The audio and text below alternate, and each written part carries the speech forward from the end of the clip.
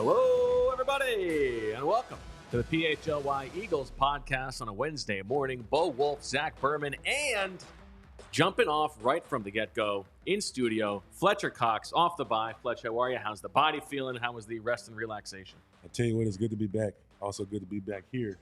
But the body's rested, probably as rested as it's going to get. Now it's time to get back. The bye, it was good. Came at the right time. So now we got time to finish this thing out strong. Is there, you said, like, this is as good as the body's going to feel good till the end of the season, right? Is there, like you got to take a deep breath, like, all right, here we go. Like, yeah, always. You always take that deep breath, right? Because you know what's ahead of you. So we know what's ahead of us, and that's the next game, and to prepare for that. So everybody was in the building yesterday. It looked fresh, feel, just being ourselves. It was good to see that, So what about y'all? How y'all doing? We're doing good. Yeah, we didn't go. Zach did go away. He did a little getaway to Scottsdale, driving in driverless cars. That was his big. That was his big getaway. When you guys get back together and you've been gone, like you're used to seeing these guys like every single day. Is it like, does it feel weird that you haven't seen Brandon Graham in 5 days or whatever it is? It's like the first day of school. Yeah, actually over again. When you get that bye week, and then it's like, man, how you doing? You know how BG is. How you doing? How was your bye? And just talking to everybody, and just see how refreshed they are. From a week of, no game planning, not a whole lot of stress about going into the game on Sunday, or how we gonna pack our bags if it's a road game, or what we ran for the home game. So it was just a good week to kind of just relax, which was great. Is it more the body feels better, or like you just had that chance to mentally reset because you guys have been going since training camp? It's a total mind. It's a total reset of everything. And I don't even think I thought about ball at all last week. Matter of fact, I did, because it was just one of them times you want to get away from everything and kind of let your body, de-stress a little bit, because we know how long the season is. I know how long it is, and what's ahead of us. So yeah, I don't even think I didn't think about ball last week. Well, in terms of what's ahead this week, we know that it is the game on Monday night against the Kansas City Chiefs, and not to bring things down too much, but I know that the focus is not on that Super Bowl game, but I wonder for you, in the weeks and months after that game, when you didn't necessarily know if you were going to be back here in Philadelphia, what were the plays, what were the moments from that game that sort of stuck with you? It's always a play and plays that you want to take back from a game, but you think about that, you rewind it, and you just wish you can have it back. There was a couple plays, a couple scrambles. We could take a drive back from them coming out of halftime when they came down and scored. That's something you like to you play back in your head and say, man, we stopped them coming out of the half. You come out on top, you give yourself a better chance of winning. But as far as everything, that game's been it's been flushed. We finished in second place, and now we get to play the next game now, which is the Chiefs is the next game on the schedule. Do you feel like this is a media focus where it's like, oh, this is a chance for some measure of revenge? Do you guys even feel that way, or is that's not what you guys think like? We know how it is, right? We know what the media is gonna build this game up to be, which is everybody gonna look at it as a Super Bowl rematch, or the Kelsey Bowl again. It's gonna be so much, Mahomes versus Hurts, all this type of stuff. Is Taylor Swift gonna be there? Right. I think what we focus on is us, is the guys in the locker room, and the coaches focusing on us and making it about us. And we're gonna let everybody blow it up, but we still got to show up on Monday and play the game. At the same time, whenever you have games, you always look at the film of the previous time you played the team, right? I spoke to Sirianni this summer about he'd be doing season prep, and that game would come on, and he'd like pound the table about a third down that came up. Is it the type of thing when you're watching it from a game planning perspective that you get memories of the Super Bowl, or do you view it purely as like, this is the next opponent, we're preparing for their third down looks, or I'm looking at their offensive line in this situation? Well, I just want to put it like this. Honestly, like, both teams are totally different. Sure. I don't think both rosters are the same. Besides, I would say, we've added some stuff on our D-line and defense, and they have on their offensive defense. What's different about us is we got two different coordinators. Yeah, they got they got a different offensive coordinator this year. Right. They still got their same D coordinator. But these teams are different in so many ways, and I think the focus all week is just going is what it is every week. It's make it about the Philadelphia Eagles. The thing that's still present, of course, is Andy Reid, and it's rare to be in the league for 12 years and you're still playing your former coach, right? It is, you know, it is. and there's I know among like you, Kelsey, Graham are the only guys still in there who played for Andy. He drafted you. What role has he had in your life, and is it still significant seeing him on the other sideline? It's always thanking Big Red because he was part of a life changing experience for me, and I was always respected and I always will. He took a chance and drafted me and traded up and drafted me in the first round. And you got to respect that. That he'll be on the other sideline. I won't be cheering him on Monday, but it's just a mutual respect that I have for him. Well, you talked about how both of these teams are so much different than they were last year, and that's definitely true. And one way it's true for you guys is the run defense this year has been so much better by the numbers. And it's interesting because last year it felt like when you guys wanted to stop the run on first and second down, you went heavy on those odd personnel fronts, right? It was 5 guys on the D line. This year you've done that much less. It's been much more of those even fronts, and still you've been so much better against stopping the run. What goes into that? What's your explanation for that? It's attitude. That's what it's about. It's about attitude, and it's about the guys that's in that room that know that in order to give us a chance to win the game, that we have to stop the run. We want to make teams one-dimensional, and then that's it. All comes with attitude, and it starts in practice. Coach Rock, Coach Wash, they do a really really good job of coaching that and teaching that of ways to win the game and stopping the run. I mean, obviously, number 90, he plays a big. JD plays a big role into that, and stuffing up the middle and but pause. but he does a good job. We all do it with an attitude, and that's what it's about: stopping the run, getting teams in second and long and third and long, and then we can pin our ears back and go rush quarterback. What are the things that he does that we might not be able to notice aside from stuffing it up the middle? Nah, I mean he. Just the way he approached it. He made some comments early in the year, and he probably don't know I read them, but he said he didn't want to be known just as a run stopper. Yeah, he wanted to be known as an every down guy, and I think so far he's proven that. He's proven that he can get sacks and get after the quarterback and cause disruptions on whatever down it is. And he got a lot of guys that contribute to that. Milt, JC, Marlon. And then we got we have the young guy Mo. Who's probably gonna have a chance to play here? Who knows when his number is called? But all that stuff, and it starts with the coaching and obviously leadership and players. You brought him up, so I'll ask real quick. Moro Ojimo, after the Contavious Street trade, he goes up on the depth chart. What do you see from him behind the scenes? Because I know talking to the offensive lineman in the scout team looks like he's really giving them good looks there. You know what? I said something to Mo, and I still say it all the time. I said, Mo, you got a chance to go against about a couple All-Pros every day in practice on the scout team. I said, if you can beat them, you can be productive in this league.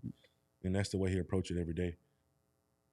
I'm curious, too, when you talk about an All-Pro, Chris Jones, on the other sideline this week. He was compared to you when he was coming out, and it's kind of like this Mississippi State lineage. State, that's right. Jeffrey Simmons is then compared to Chris Jones, right? What's the relationship between you and Chris Jones, and do you see the similarities between the two of you? Just really happy for him, the success he's having. And he's got to find ways to stop him.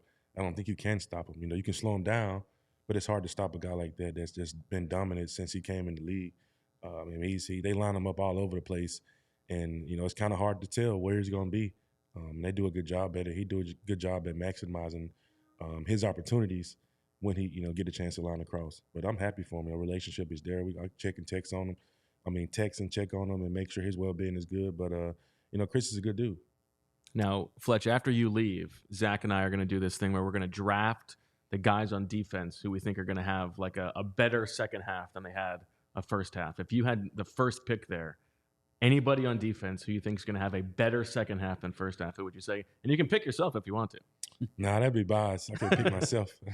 You're an objective journalist now. Oh, man. Let me see. If I had to pick a guy that's going to have a better half in this next season, I'm going to say a guy that's been having some up and downs. Injuries and kept him out a few games. I got to go with Reed. Okay. He's had some injuries, up and downs, missing games because some stuff he can't control. But I think my first pick is probably going to be Reed. What impresses you about Reed? Just his approach, about everything. And I keep using this word approach because I sit back and I watch a lot of the young guys. Reed's attention to detail. He sit right beside me in the defensive meeting room, and I'm sitting there peeking at his notes, and I'm watching the things that he write down, and it's very impressive. The way that he take notes, the way he understands the scheme, the way he walk around and around a building as a second-year player, and he's wanting to be a real pro, and I respect that about him. In Monday's show, we were talking about the rookies, and I said pay attention to Jalen Carter in the back stretch here because I talked about your rookie season when you had, I think, a sack in the season opener against Cleveland. Then it was kind of this quiet period, and you ended the season with 4.5 sacks, I think, in your last 7 games. What was it about late in the year, your rookie season, and do you see that similar trajectory for Jalen Carter? Just really getting that feeling of the NFL. And I think that's what was the biggest thing, is getting that feeling in the NFL, knowing now that you're 8, 9, 10 games, in the season, and you kind of know what to expect. You understand the way that that teams are trying to attack you. Teams are trying to slow you down, and and that's another thing. That's another guy. I think Reed will be 1A and Jalen will be 1B. It's hard to pick for those two. Jalen, missed a game and had some setbacks, and now I see him. He's back healthy as of yesterday, and he's back healthy, flying around doing everything. And asked him how he was feeling. So I feel good, and I was like, good, because we're gonna need you. It does feel a little bit like so much of the focus on Jalen is what he does as a pass rusher at this stage of his career, which is super impressive. But he plays a big role in that improved run defense as well, right? Absolutely. And I think his snaps will increase. Obviously, as the season, as it gets cold, I think everything we got everybody healthy now, so it'll be more balanced. And with Jalen in there, can definitely stop the run, and he will be a really, really good pass rusher, in this league. Now on the show, I come back from the locker room and I try to convey what you guys are saying and thinking, but I don't live the life you guys live. So put us in the shoes of a player after a Monday night game, because in the past decade, I always hear like, all right, it's fun playing on prime time, but when you're on the road, it is brutal getting back in the middle of the night, driving home, and then you have the short week turnaround. What's it like as a player when you have a road Monday night game? You gotta look at it as a short week, and having that Monday night game, you get home at, like I said, we'll probably get home. It might be 3 a.m. And myself, I got a 35 or 40-minute drive home. Then hopefully we get the next day off, which is the next day is not really a day off because you sleep and you're back up at 9 o'clock trying to figure out ways to get the body kick-started because you don't have that extra day to go and recover. So then that's how I approach it. That's how a lot of guys approach it. You'll see a lot of guys in the building on Tuesday, even though we have the day off, trying to gain at least a half of that one day, the extra day that we normally have back, knowing that we gotta go play again on Sunday. What's that flight back like? I guess it depends if you win or lose, right? That flight can be good or bad. Normally, guys are up communicating, watching film. Win or lose, guys still trying to find ways to get better. But you got guys like BG who's going to lay out in the middle of the Florida plane and probably go to sleep the whole time. Sorry about that, BG. But, it's always, good or bad. It's always business, always important. Guys still have fun. But you want to be on the winning end of that plane ride back home when it's that late. And then I've heard real quick, I've heard it's especially brutal in like December and January when you get back in the middle of the night and you have the frost on your car, you have snow on your car, you got to wipe off. You're Zach McPherson and Howie won't wait for you, but Nick will. Yeah, listen, you gotta kind of sit there and let the car thaw a little bit. But some guys, they just go. They just get in there and go. I think they probably grab a bottle of water, just pour it on the windshield and go. Like that's gonna help, but it ain't. But it is. It's one that's 5 or 10 extra minutes to that trip home that you're really trying to get home. It's funny when I left the job working for the Eagles, people would ask like, "What do you miss the most?" And like the easy answer, the obvious answer was the team plane. Like being able to just fly straight there, not go to the airport. The game's over. You get on the team plane. What is like your flight out? What do you do? What's your usual routine? And are we still making rookies getting like Popeyes or whatever? You know what? The team make it easy now. They get it for us. Oh, okay. Yeah, because I don't think they want anybody missing the plane. That's smart. Yeah. So, but they still took the fun out of it, of having the rookies go order a couple $100 in Popeyes. Right. And, they all just kind of while You're I'm on wearing the your plane. nicest with it. outfit, but you're carrying like Yeah, 3 bags carry of that, so Popeyes, yeah. it definitely mess up all the pictures for them to get that little flick. So, but the team does a good job. They make it easy for them now. We have Popeyes or Chick-fil-A on the plane, so that's what they do. All right. Well, that's good. Well, Fletch, good luck this weekend. Good luck getting back to practice. Keep that body healthy, and we'll talk to you next week. Thanks so much for taking the time. Yes, sir. Thanks for having me on. All right. Appreciate it. Let's Yes, talk. sir. Let's talk game time now. And if you want to go to Kansas City, fly out there. Maybe try to trail that plane. Check out the tickets on Game Time, because buying tickets to your favorite event shouldn't be stressful. Game Time is the fast and easy way to buy tickets for all the sports, music, comedy, and theater near you. With killer deals on last-minute tickets and their best price guarantee, you can stop stressing over the tickets and start getting hyped for the fun you'll have. They've got flash deals on last-minute tickets, easy to find and buy tickets for every kind of event in your area, images of seat views, lowest price guarantee, event cancellation protection, job loss protection, and more. It is the fastest growing ticketing app in the country for a reason. So get images of your seat before you buy, like we talked about. Buy tickets in a matter of seconds. What is it, Zach? 2 taps. 2 taps and you're set. Tickets are sent directly to your phone, so you never have to dig through your email. Snag the tickets without the stress with Game Time. Download the Game Time app. Create an account and use code PHLY for $20 off your first purchase. Terms apply. Again, create an account and redeem with code PHLY for $20 off. Download Game Time today. Last minute tickets, lowest price guaranteed. How you doing, Zach? I enjoyed that. I could have done a full hour. Pivot here. Yeah, I liked his perspective on the run defense. I liked his perspective on the bye week. I liked his I mean, it might have just been for my edification, although I hope the viewers enjoyed. I liked his perspective on the flight in and out, because I always bemoan like that 6 a.m. flight back. I'm on 2 hours of sleep, but they're doing it the other way. Like they're flying right after the game. Then they get in the middle of the night and driving back. So they have to rely on the plane for the sleep. So it's always interesting. They don't have to write, though. Your game is after the game. Yeah, but I don't have to take on offensive linemen. So nor could you. Yeah. Well, I mean, you never know until you try, right? So I think we feel pretty confident about you not being able to do that, but that's okay. What else is new in your life? How you doing? I mean, I saw you 18 hours ago, 20 hours ago. Doing great. Excited for the show. A lot to discuss. Is there any Eagles news over the past 24 hours? Is that what you were leading me on to? Yes, there is some Eagles news. They added Noah Tongiai, another former friend of ours. Noah Tongiai, who's had a few separate stints with the team. Famously, the Eagles cut him they cut him at training camp one year, and at the end of training camp, it was like, how could they possibly cut Noah Tongiai? Right. Noah Tongiai has since been available in practice squads. So Noah Tongiai comes in. The Eagles also brought in, let me pull this up here. They started the 21-day practice window for Justin Evans, which is relevant. We'll get to that in a moment. And then the other move is, and I hope I'm pronouncing this correctly, Lecitus Smith, or is it Lecitus Smith? Is it a hard C or soft C? I think it's Lecitus. Lecitus. Okay, so it's definitely not Lecitus. I would. Okay, well, he is a former 6th round pick by the Cardinals. Started 2 games last year. He gives the Eagles some O-line depth. A Hokie from Virginia Tech. So remember him there. Yeah, boy. I thought it was interesting that they activated Justin Evans' practice window and not Quez Watkins's. That is notable. You're right, and that would tell you that Justin Evans is on track to potentially return this week, and Quez Watkins is not, because Quez Watkins would need to be out there. Do you think that, what do you think Justin Evans' role is when he returns healthy? Well, certainly special teams contributor, and then depth safety. I can see if, some certain packages there. It is, in fact, Lecitus. Lecitus. Is that what you said? I said Lecitus. You said Lecitus? Tomato. You nailed that. No, not tomato. He has a name, and his name's Lecitus. Amen.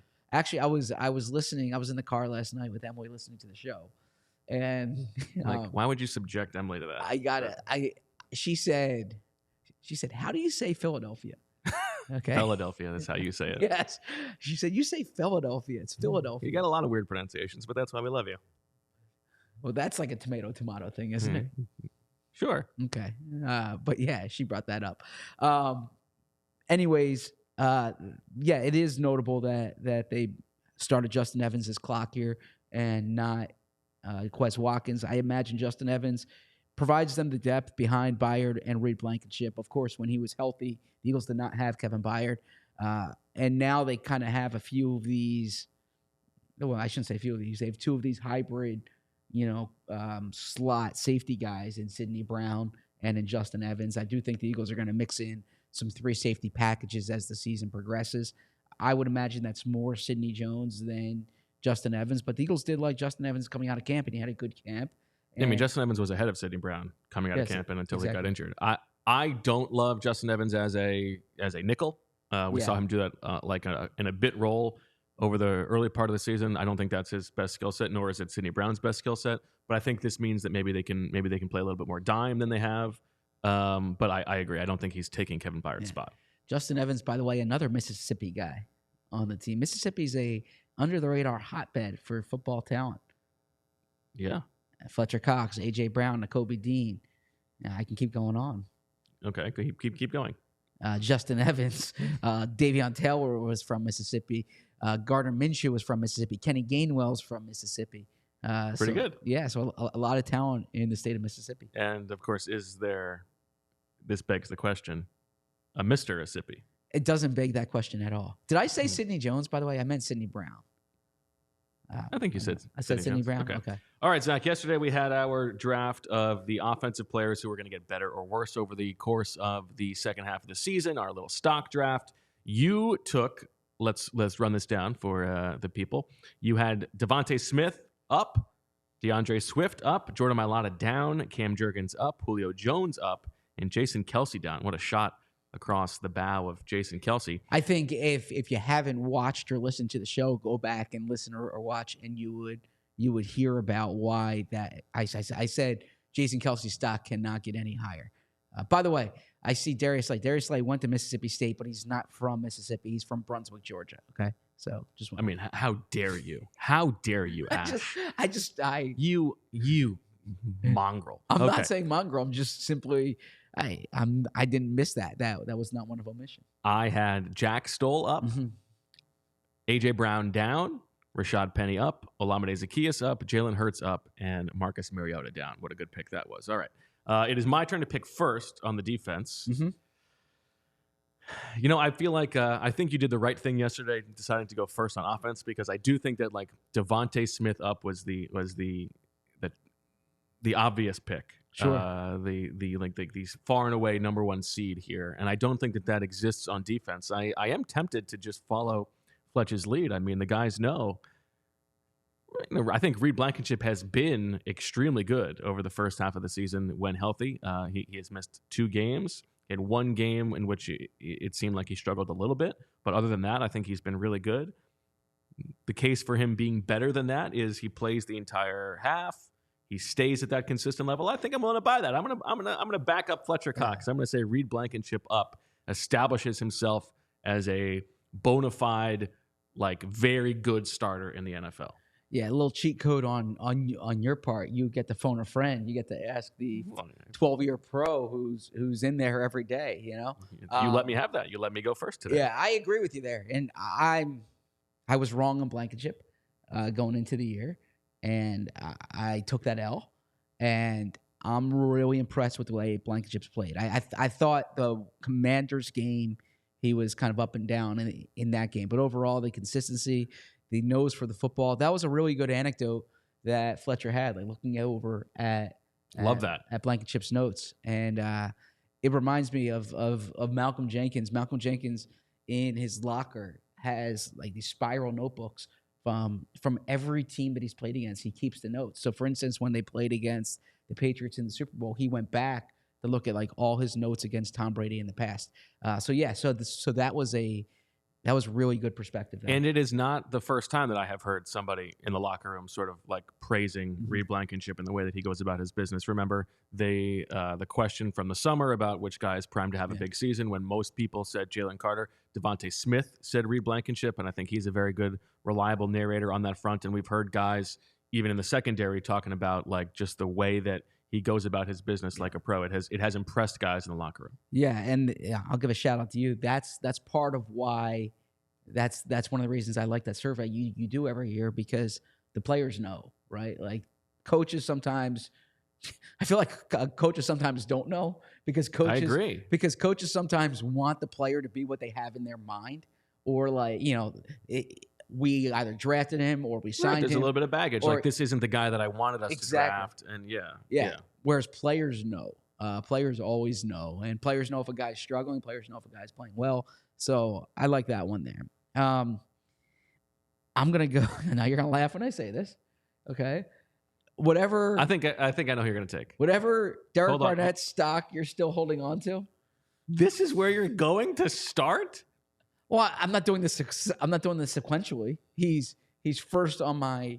I'm sorry. Yeah, he's but Zach, fourth. his stock is He's fourth on my list. rock Wait. bottom right now. So he's fourth on my list here. But the thing is this: when I was doing my self scout of yesterday's show, I didn't like how I was buying so much and not selling. Right? So Like, you found the only guy on the team who you are consistently willing to crush. That's not the case. It's not a guy I'm consistently willing to crush. I'm simply saying that whatever stock you're holding on to of Derek Barnett, he was inactive in this game before the bye. I think Nolan Smith's going to continue to take on a bigger role. We'll get to Nolan in a bit, perhaps. I thought for sure you were going to lead off here with Nolan Smith. Yeah, no, but Stocking, buying. I'm selling. I want to get my sell on the record because I have 2 sells here on my list. Yeah, but how could you, like, what stock is there to lose? He doesn't have a quarterback hit over the first over I'm the saying if you're entire still holding, and he just was inactive. So like there is nowhere lower for him to go. How could he go any lower? well, no, that's not true. That's he the could thing. be released. That's it. That's basically what has to happen for this to come true for you. So if you navigate the market, sometimes you have a stock that's declining and you say, well, it can't do much worse and I'm going to hold on to it because it might go up. No, sometimes you just need to cut your losses. And this is a stock where... But in the context of this game, not just how you play the stock market, there's no real way for Derek Barnett to have a worse second half of the season than he had in the first half. There's no way that...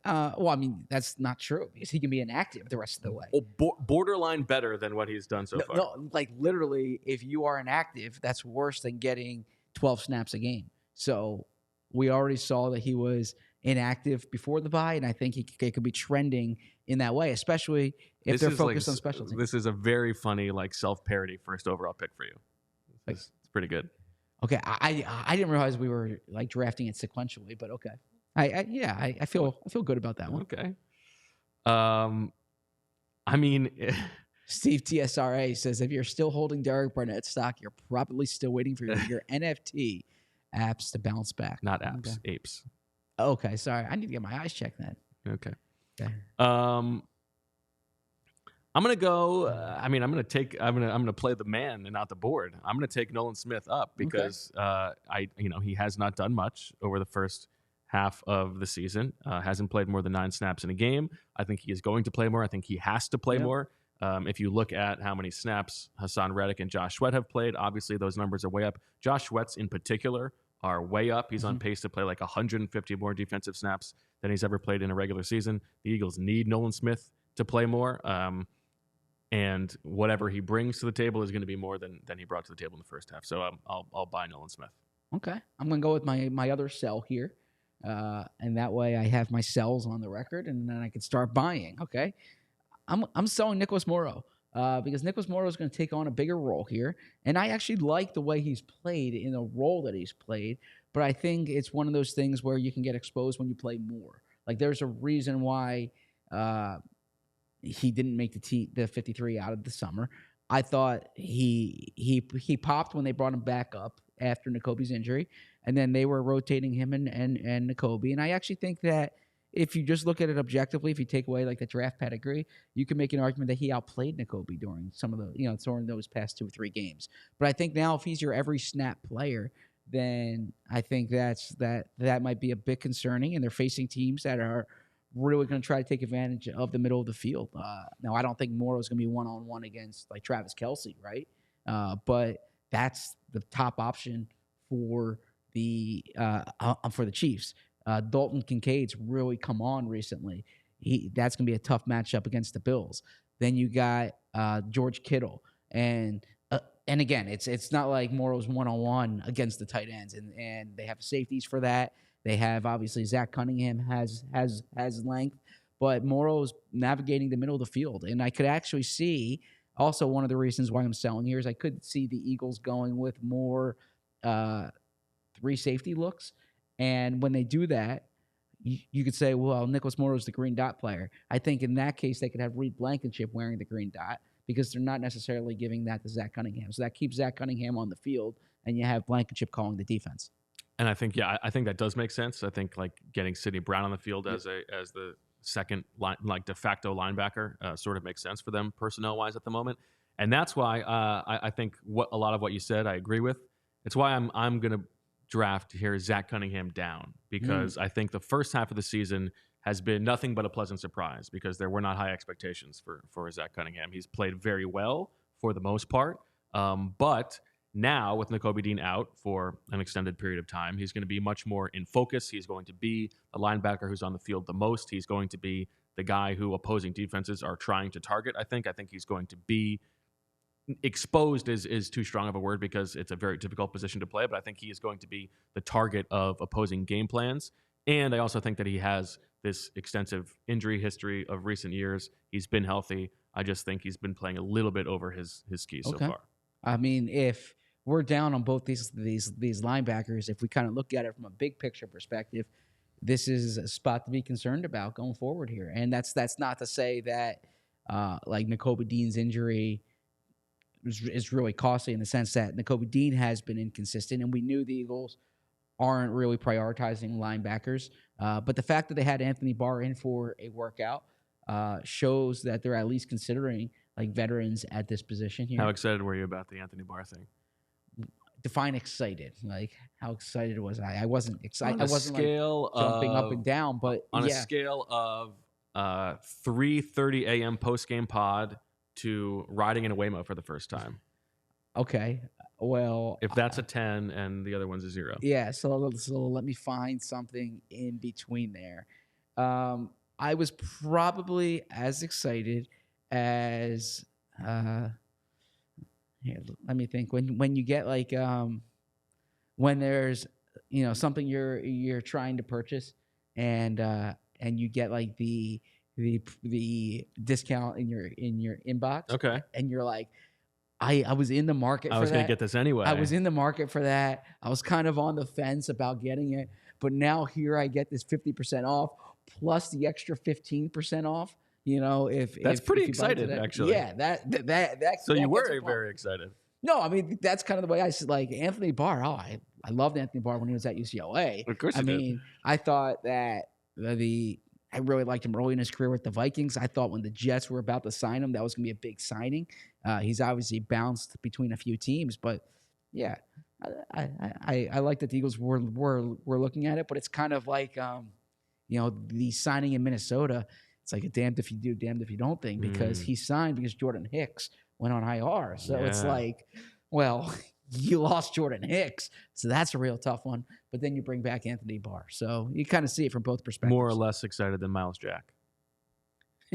Probably more excited for Miles Jack. Okay. I mean, I thought at the time, like, finally, but I mean, perhaps I have a soft spot for these UCLA linebacker / running backs because Anthony Barr is also converted. What did you make of the report that the old Chipper might be on his last legs? Yeah, I read Bill Plaschke's column in the Los Angeles Times, and I saw that report. Look, the reality is that the proof is in the record, and I don't think the record over 6 years has been good enough.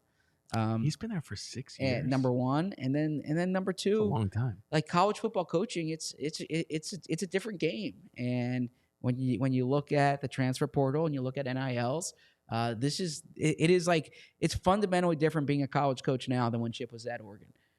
So that's something you have to think about when you're at a place like UCLA. When you're at you look at all these openings now, Texas A&M. Although Jimbo certainly played the transfer portal and the NIL thing, but didn't necessarily work out well for him. We can devote. This is actually earnestly one of my favorite Zach bits is like your deep knowledge of like lower level coaches, like up and coming coaches. Yeah. So you are the UCLA AD. You fire Chip. Who are you hiring? Okay. So you put me on the spot here. So what I would do, honestly, is the first call I would make would be the Jonathan Smith, the head coach at Oregon State. And I say that because Oregon State's kind of What a left that. nondescript name. Well, he's a former quarterback there. I believe he was the quarterback when Shad Johnson and T.J. Fishman-Zada was Interesting. there. But Jonathan Smith has done a really good job at Oregon State, and they're in a weird situation right now where they're kind of in limbo in the conferences. Like some Pac-12 coaches, some Pac-12 teams went to the Big Ten, some Pac-12 teams went to the Big 12, and then you have like your Oregon States, your Washington States just kind of sitting there. So he's done a really good job coaching there, but then you also have to say, all right, how are you going to do recruiting Southern California? So if you give me time to like really think about who the best candidate is there, I would give you a good answer. But we should ask Fletcher about Mississippi State. That's an interesting opening. Obviously, Texas A&M. That's an interesting opening. I mean, Kellen DeBoer is awesome at Washington. But Washington, it would behoove Washington to do whatever they can to keep him. You know what those questions are, Zach? What's that? They're in your wheelhouse.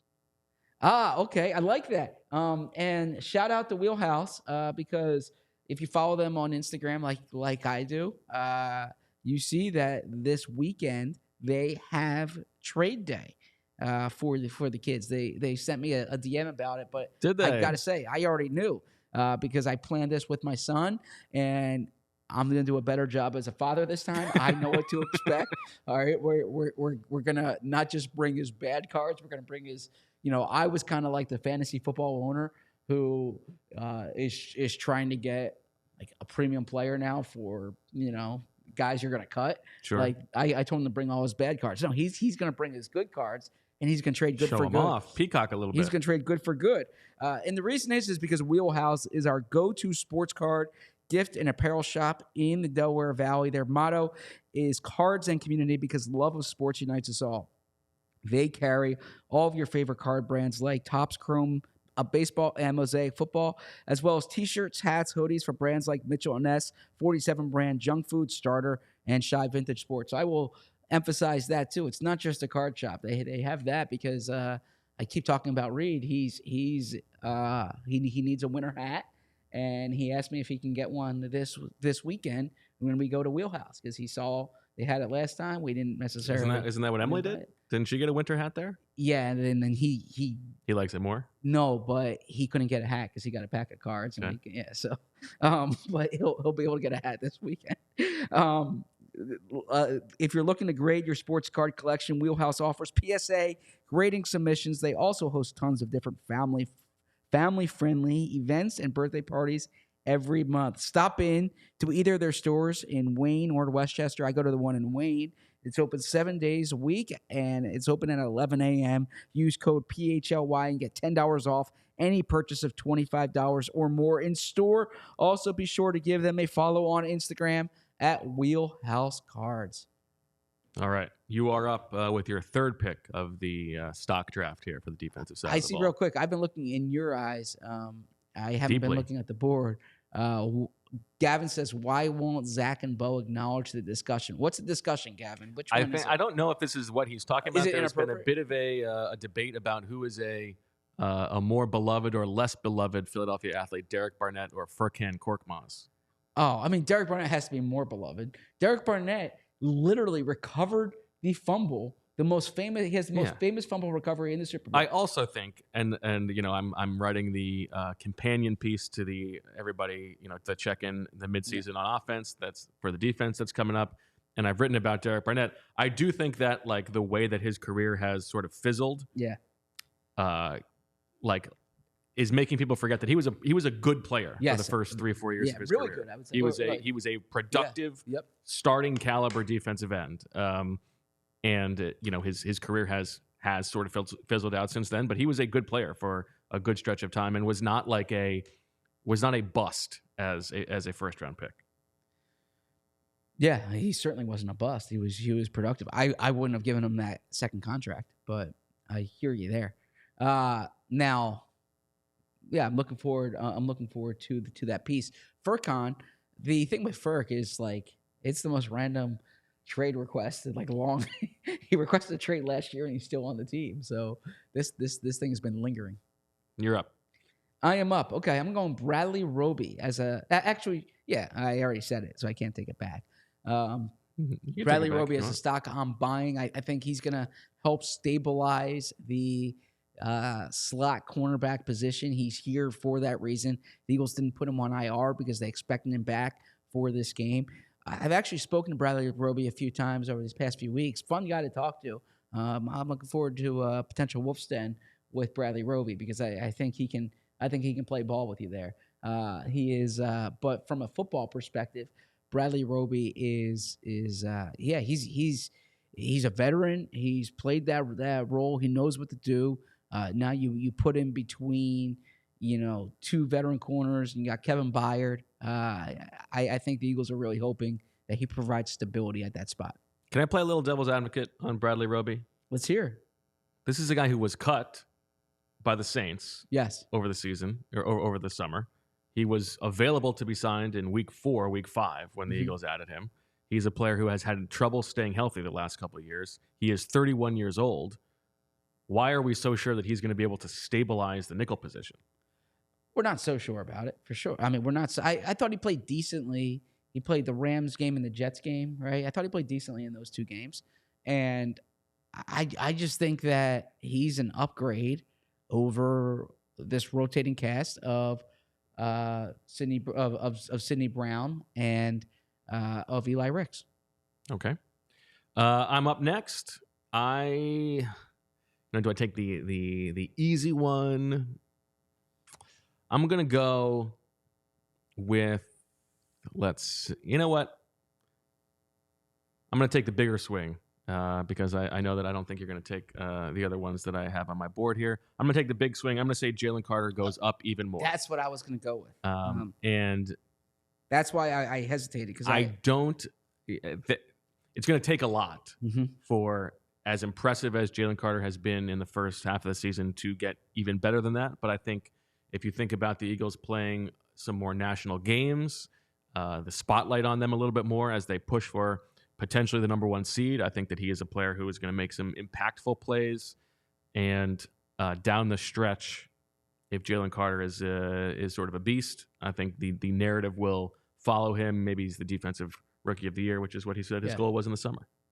Yeah, I should have gone there instead of Bradley Roby because he is, as you can see, I have Jalen Carter by my note here is the end of Fletcher's season and the 4.5 sacks in the last 7 games. So I probably should have gone with Jalen Carter over Roby. I feel more confident in that one. Plus, we had Fletcher saying that was 1B. Yeah, that's right. So I should have gone with that. But that's a good one for this game. Here for what's the Jalen Carter news? What's the deal with this? What do you know about this Jalen Carter thing? I don't know enough to say on air one way or the other. Well, I mean, you can say what the scuttlebutt is. E.J. Smith of the Inquirer, followed the thread a little bit, did a good job as a reporter on the ground. Yeah, no, I'm saying I don't know the particulars of what occurred. There have been kind of online scuttlebutt here about at self-checkout at Target, at self-checkout. There was kind of confusion, walked away with something that thought might have been checked out. I think Jalen Carter is a hero. I think he's a proletariat hero. No, I'm saying, but there's no charges. There's nothing of that nature. So I don't know. Nor should there be charges.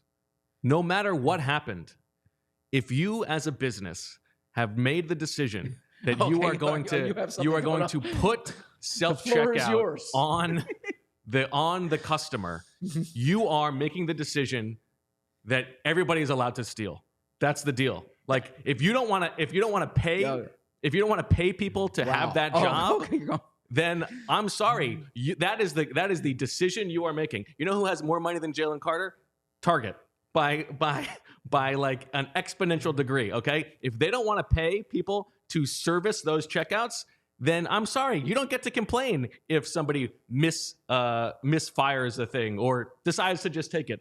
That's the deal. If you're putting it on the human to do the job as a customer, I'm sorry. You don't get to complain. There's no policing of Okay. that. Okay, I have a different view of self checkout than you do, as you can imagine. I don't know why you're so rigid against technology, right? Yeah, Like, of course, Mr. Waymo is going to be on the side of self checkout. yeah. I mean, I'm on the side of like convenience. I'm on the side of efficiency.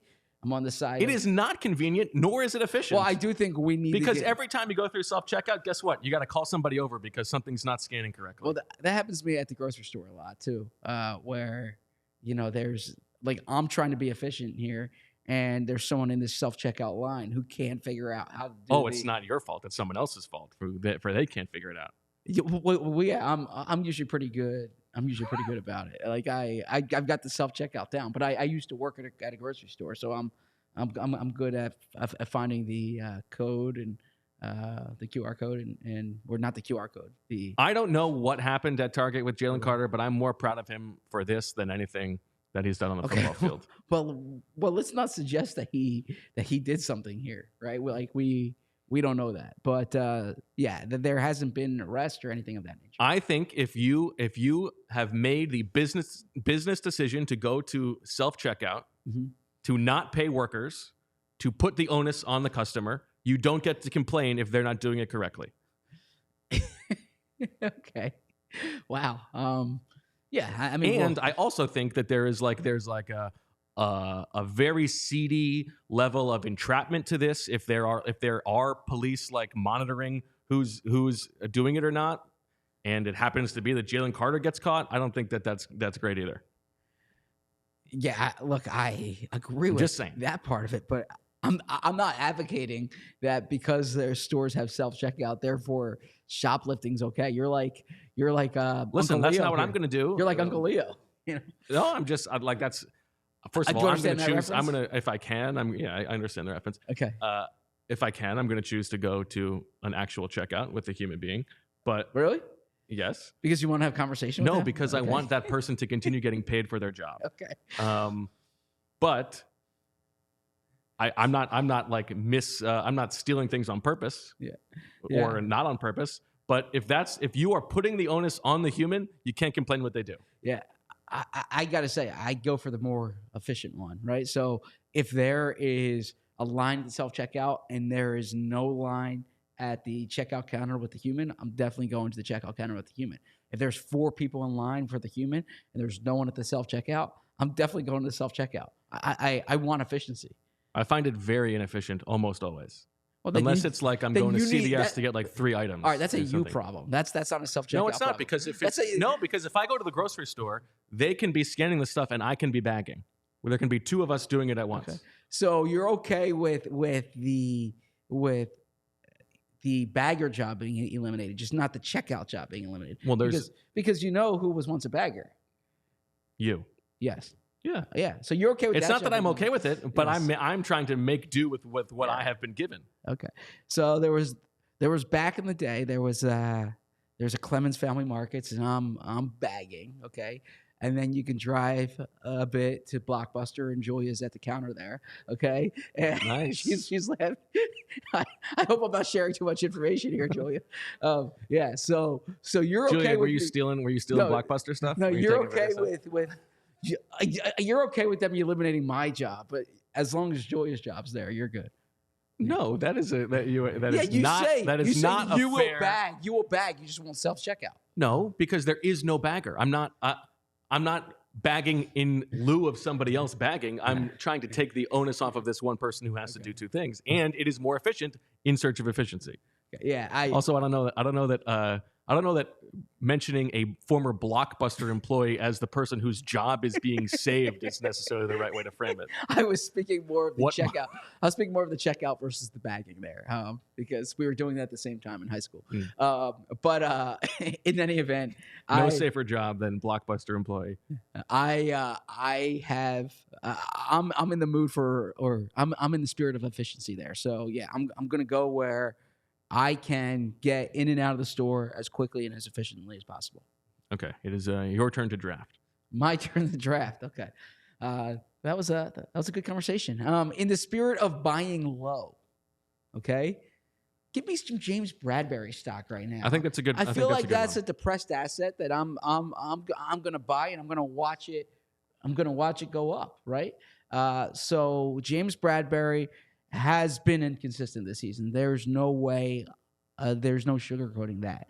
I think he's a better player than how he's played. I think he's kind of been juggling a few different roles here. If they can have some stability in the secondary, he finds that he stays on the outside, which in fairness, he's been on the outside during these past few weeks when he has been inconsistent. But that's kind of the way I see it, is that I think Bradberry is going to have a better second half than he had first half. So I'm buying low there. Do you think that James Bradberry is going to spend a lot of time on Travis Kelce this week? I'm fascinated to see that. That's going to be a topic of conversation on our Thursday, Friday show, of course, because I thought when I saw him in the slot during the summer, okay, this is what's so funny. I like Khalif saying, watching James Bradberry has made me a depressed asset. Khalif, I so appreciate you as a loyal viewer and watcher. You're here every day. I mean, the loyal diehard sickos, Khalif and Claire, Andy Reid's mustache. There's a lot of you here. We the truth. We're very grateful for all of you. Yeah, so I think that. So when I saw that during the summer, I expected to see Bradberry on Kelce, Bradberry on Darren Waller, Bradberry on some of these like bigger slot guys that they're going to see. I'm not sure. It was very cute when there was this whole long preseason conversation about how like dynamic Darren Waller was going to be in the Giants offense. That was fun. Because of the injury, or just because of the Giants offense? I mean, yeah, like who are we pretending that Darren Waller was going to be some great trade and like change the face of the Giants offense? Give me a break. I mean, he's working with Tommy DeVito here, so Tommy DeVito stray, I suppose. Okay, I think the Bradberry one is good. I think there was reason to believe that he's got a little bit more to give, and I think that's a solid one. I'm going to take the guy. You know, this is no surprise. This is the answer to you taking Derek Barnett down as the self-parody. You know what I got to do here. If I'm going Zach Cunningham down and you're going Nicholas Morrow down, and this guy has not played on defense despite the fact that he's like maybe analogous to like mid-career Ray Lewis. I'm taking Christian Ellis up. I think there's going to be enough turnover over the course of the linebacker position in the second half of the season that he's going to get in on defense, and I think he's going to make a couple plays to make people notice and wonder why he wasn't available on the field more. Give me Christian Ellis stock up. So then, part of the core four, obviously, with I'm going to stay Reed Blankenship, Tanner McKee, and Moro Ojimo. I'm going to stay on brand too. Okay. Give me Josh Sweat stock up. Interesting. Or let's just buy. Interesting. I wouldn't say stock up. I'm just saying I'm buying and holding. Like, that's not the game. That's not what. Keep buying. You can't just start playing something different. That's not. Here, I'm telling you this. It's not what. Keep your the exercise that we're doing. Keep your Josh Sweat shares. Don't sell them because he's starting to get some hype. Don't sell them because all of a sudden these people like Bo Wolf, who were once ripping on him for not being able to get off the ball, are now singing his praises. Don't deflect from the fact that you are not following the rules of the game. No, you are saying are going on the record as saying Josh Sweat is going to have a better second half than he did in the first half. He had 6.5 sacks in the first half. So, I mean, you need to get up. Okay, so you need to get above 13 sacks, which would be a little ambitious here. But you know what? Yeah, let's do it, because what I've seen from Josh Sweat has been consistent. What I've seen from Josh Sweat has been like week in, week out. You can make an argument he's the best defensive player on the team and one of the best players in the field. And I don't see that slowing down. I think the only thing that would slow him down are injuries. And there last year going into that Saints game, like he was on an awesome run in the second half of the season that was overshadowed, frankly, by Haason Reddick, who also has been playing really well this year. Obviously played really well last year. Reddick has, I think, 7.5 sacks, so he's one ahead of him. But I can see Josh Sweat finishing the season with 14, 15 sacks, one of the top edge rushers in the NFL, and on second-team All-Pro, let's say. So, yeah, I'm buying my Josh Sweat stock now because I really think that this is one of those where you know, it was in Sam Hinkie's letter about like, you know, buying more Coke, right? Uh, hope I didn't butcher that line, but the reality is like if you believe in a company, keep investing in it, right? Because you think it's going to keep going up, and that's the way I see Josh Sweat right now. Okay, that's fine. I think you have conflated the exercise for something that it is not. I do think that you're right that Josh Sweat has been awesome. I think he has been the best player on defense. I think this season has been sort of his coming out party to the national audience as a truly elite edge rusher. I think that is all true. I just think it's going to be hard for him to have a better second half than he did in the first half, and I am a little bit worried about the snaps. He's on pace for way more snaps played than he ever has had before. In the summer of 2019, when the Josh Sweat When you were stock, buying all that Coke? when the Josh Sweat stock was available and the Derek Barnett stock was available, You can't just go back to this. you were This is buying. not but that's not what we're talking about now. I'm It's just like, saying okay. you were buying Barnett stock. I was buying stock. I was buying Sweat stock. Yeah, so why? So you've made plenty of money off of Josh Sweat. That doesn't mean you got to keep going back to the well. Yeah, I mean, I'm going to dance with the girl who brought me. So, Okay. Apologies to Topanga. I wish that was the case back then, right? Poor Emily. Good thing she's hopefully stopped listening by now. All right, my last pick. I'm on the fence here. I could do a very easy Keely Ringo up because he hasn't done anything on defense, but I'm not going to do that. I'm going to go a little bit more on the record here. I think we're going to see a little bit more from Sidney Brown in a good way. He did not play much on defense until the last few games, and I think that there's a case that I wouldn't be entirely shocked if by the end of the season he is the second safety next to Reed Blankenship, but not Kevin Byard. We haven't talked about Kevin Byard yet. Selling Byard. I think part of it is that, but I'm not selling Byard because he hasn't been good, and so I think there's a good case to be made to buy Kevin Byard just because he hasn't done anything since he was acquired. But I kind of like the energy that Sidney Brown brings to the defense, and I think that there's a chance he's going to be more involved, even though Bradley Roby's coming back and potentially taking over that slot position. Fair enough. I don't think Byard's going to lose his job, but I do think Brown's going to have a role, and I do like buying the Brown stock. Now, it seems we're optimistic about these rookies in the back half of the schedule here, right? We've bought, or I should say you have bought so far, Jalen Carter, Nolan Smith, and Sidney Brown. I haven't disagreed with any of those assessments, frankly. So that would bode well for this Eagles draft class. And you can go back, if you didn't watch or listen to Monday's show, we went in depth on all these rookies. My last one here. Yes. It's a little different spin to the game. We appear to be playing totally different games. No. Would I say it? You'll say, okay, that's fair. Okay. I'm buying Sean Desai. Yeah, I thought about this. Okay. I'm buying Sean Desai. That's allowed. Sean Desai, I think that stock has dipped a bit in these past few weeks. I was on radio last night on WIP, and they a little flex there. Interesting. Rob Ellis asked me I about. thought you weren't allowed. Too much nudity. Rob Ellis was asking me about the Eagles' pass defense, and I've been asked that wherever I've been the past 10 days, other than Arizona, but on the plane to Arizona. Actually, the guy sitting behind me. What if the Waymo just out of nowhere is like, what do you think of the Eagles' pass defense? No, really nice man sitting behind me on the flight to Arizona. Spoke to him in the gate. Spoke to him on the flight. He's really following you around. Sounds like. No, he literally sat behind me. And so when we were waiting in line to board, he said hello, and he actually I say this in like a nice way. He had a photo of me that he wanted to show because he was at the Super Bowl media day last year, and in Arizona, and he took a picture of Jeffrey Lurie, and I was there speaking to Jeffrey Lurie. So he showed me that he said nice things about our work, and so I appreciated that.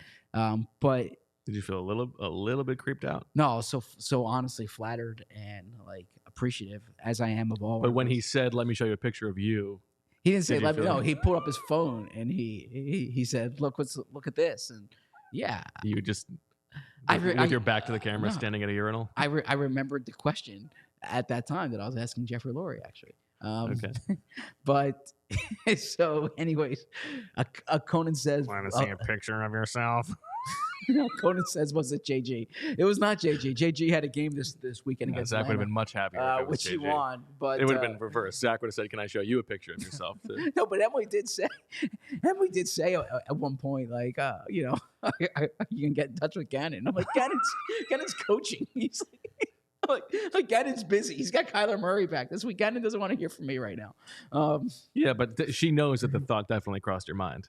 Well, we went home on a Saturday night because we had to get home for the kids. So we weren't there for that game Sunday. But yeah, thought definitely. I mean, look, if we did this trip in a different situation, I would have loved to cover that game. Yeah. But in any event, let's circle back to Sean Desai. Sean Desai, I think has been really creative this year. The production hasn't been there from the past defense, but I actually like the way that his defense has played for the most part.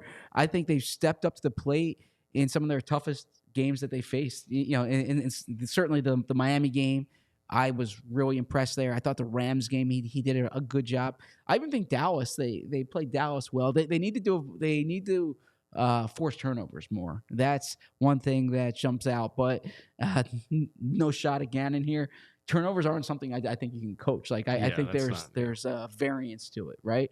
So I think those could come, but I'm impressed with Desai's game plan. And the reason I'm buying Desai stock is this. We're at this time of year now where you start to see some of these head coaching lists. And a lot of them, for the most part, are like the same names, right? And understandably so, right? These people are all credible reporters talking to a lot of like people who are in the know, who are mentioning, you know, some of these top coordinators. Sean Desai's name isn't like atop these lists. You're certainly not to the point that like Gannon's was last year and Shane Steichen's was last year. At this time last year, there was palpable buzz that used the word that Sean Desai likes to use for his defense about Shane Steichen being like the top the top candidate. And we all know Gannon interviewed 2 years ago and then last year. I think Sean Desai is going to be a head coaching candidate if the Eagles play the way I expect them to play during the back half of the schedule here. I also think this to your point, it works well just narratively. They're playing this gauntlet of difficult teams. If the defense improves over the course of that time, if they do a good job against the Chiefs, if they do a good job against the Niners, then I think that he will get a little bit more buzz. So I think that's a good pick. Is that allowed in the game? That's why I absolutely. said, 'cause it's not a player. Yeah, that's allowed in the game. You're within the framework of what was supposed to be the rules of the exercise. Quickly, a couple guys we didn't talk about. I think Slay. I sort of expect a little bit of a bounce back. Okay. But I wasn't willing to go all the way there yet. How do you feel about like Haason Reddick or Jordan Davis? I think holding on Reddick. I mean, I don't think Reddick's going to have 16 sacks, right? But I think he'll be in that. I think he'll be double digits again. So it should be 4 consecutive years of that. And I think he'll be in that 12 to 15 range, which is like really good from any objective measure. I mean, it's not what he had last year, but and if they're holding on to leads close in games, I think he's going to be awesome there. And so then because he is like the closer. And then who was the other one you asked me about? Jordan Davis. Hard for me to say. Like, I really liked the way he played early in the season. I think his play leveled off. Fletcher referenced how Jordan Davis wants to be viewed as more than like a run stopper. But he's got to do it consistently to be viewed as more than a run stopper. I think he has that in his body. But look, there's a reason why the Eagles are playing Milton Williams so much, right? Milton Williams I think they like Milton Williams more right now than Jordan Davis when he's out there on defense. As far as like a 3-down player. Like passing downs, they like on third, yeah. But I also think that the conversation we were having with Fletch about how they've been so much better at run defense with even fronts, I think a big part of that is because Jordan Davis is now playable in those fronts, whereas last year he was just a nose tackle. Real quick, Gavin says, can I get a Bo Wolf or Z Berm signed PHLY hoodie? Yeah, I am going to put out, I mean, I haven't thought about this in this context, like me signing a hoodie. But on our former show, Birds with Friends, I used to say to everybody, cease and desist. I used to say to everybody, for road games or home games, if you have a copy of Underdogs and you message me, I'll meet you before the game. Bo used to see me do that before every game. Or for a lot of these games, I'll find a central spot in the stadium. To the Seattle listeners who've reached out, it's important for you to find a central spot that is like publicly viewed, so that if it is one of those stalkers who's taking pictures of you, you're still safe. But if you have a PHLY hoodie and you want me to sign it, be happy to do so. Be happy to meet you at a game somewhere. So Gavin, my email is zach@allphly.com. You can also get me on DM at zberm or on Instagram at z_Berman, and I'll get back to you. All right. So Zach takes Derek Barnett down, Nicholas Morrow down, Bradley Roby up, James Bradberry up, Josh Sweat up, Sean Desai up. I take Reed Blankenship up, Nolan Smith up, Zach Cunningham down, Jalen Carter up, Christian Ellis up, Sidney Brown up. A lot of ups for me. There you go. Good stuff. That'll do it for this episode of the PHLY Eagles podcast. We are back tomorrow at 11 a.m. once again, and then on Friday at 10 a.m. for Julia and the great reign of Blockbuster over the years, and Fletch and Zach. I'm Bo. Thank you for listening. Thank you for watching. Talk to you tomorrow, and as always, we love you. We all silly like the mayor.